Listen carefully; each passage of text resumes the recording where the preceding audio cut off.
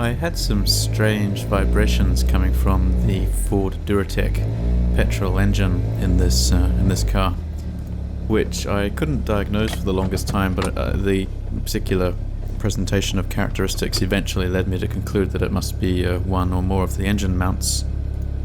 Without being familiar with what this engine's supposed to sound like, it's really hard to hear it in this soundtrack to this video. But yeah, there is a vibration here that's not supposed to be there, and it got worse and worse over time.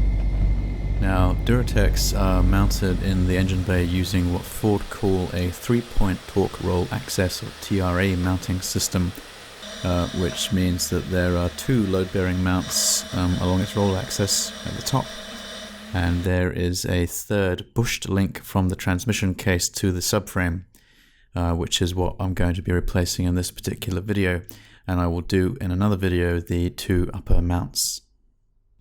So this lower link is found at the rear of the transmission casing. It's commonly called a torque restrictor, and it is very common for them to fail, particularly in diesels for some reason. Petrols not so much, but in this case I suspected it of failure because upon inspection it's apparent that the rubber has deteriorated, probably because it's got oil on it from an oil leak in the past.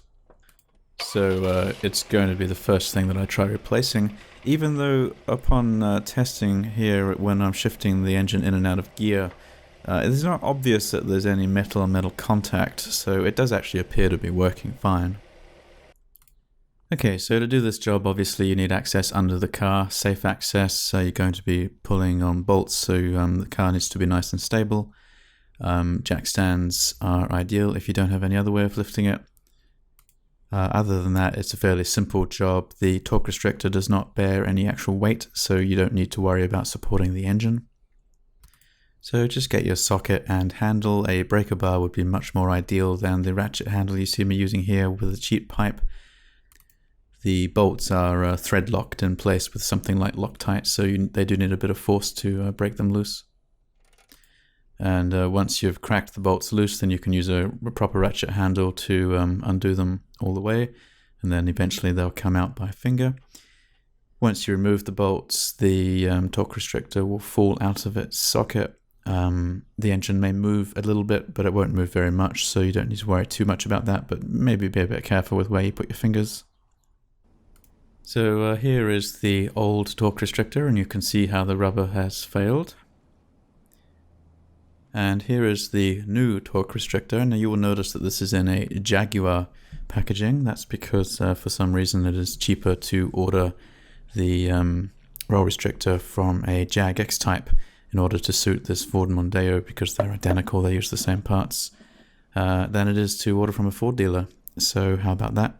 However, if you look at the new torque restrictor itself, it has a Ford logo on it, despite coming from a Jaguar dealership. With these mounts, you need to make sure that you order a mount which is for the correct engine size that you have, because even though the mounts may be identical in geometry and design, the rubber compound that they use for shock absorption will be different depending on the weight and displacement of the engine. So don't order one that looks right but that is not correct. So I'm going to install the new torque restrictor now. Before I do that, while the old mount is out, then it's a good opportunity to clean the area, especially since there was an oil leak in this car and everything's a bit messy. So I'm just going to spray some brake clean around the place and get it nice and clean before I go installing the new one. And I'm also going to similarly clean the old bolts, and then the old thread locker needs to be cleaned from the threads using a wire brush. And then new thread locker, in this case I'm using Loctite 243, which is the blue one, needs to be reapplied. And then installing it back into place is all very obvious.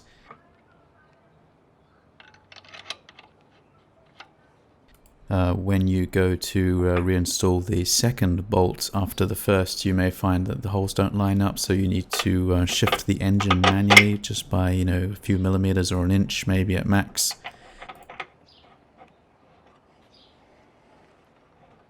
Then you don't see me doing it here, but then you obviously torque the bolts down so that they're nice and snug. And then here you can see me starting the engine, and I'm just going to shift the car into reverse, neutral and drive. alternately and just see if that vibration has disappeared. Now in my case it has not, in which case I'm going to now be suspecting the upper engine mounts, which is unfortunate, but this lower torque restrictor nonetheless needed replacing, as you could see from the deteriorated rubber. So, job done. Hope this was helpful. Have fun.